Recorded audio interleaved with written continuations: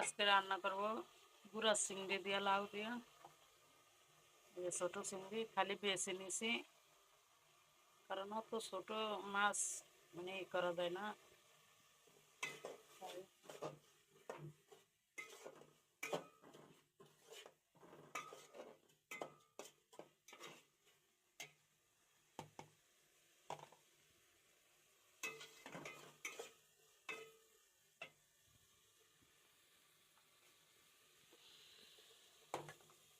এই যে লাউ, ওখানে ভাত বসায় দিয়েছি।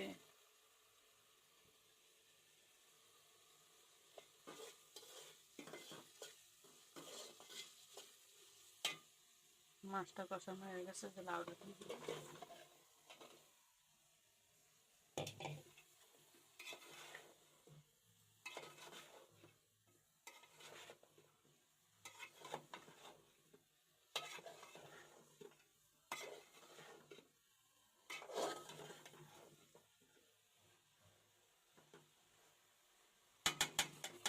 এখন একটু ঢেকে দিব।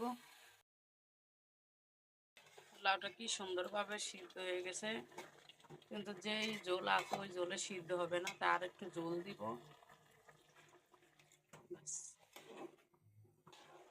এই ঝোলেই সিদ্ধ হয়ে যাবে সুন্দর মতো।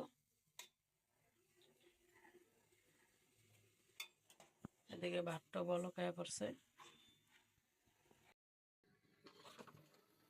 ভাতটা হয়ে গেছে, এখন ভাতটা মার গেলে নিব। আর এদিকে তরকারিটাও হয়ে গেছে। এই যে আমার লাউটা হয়ে গেছে।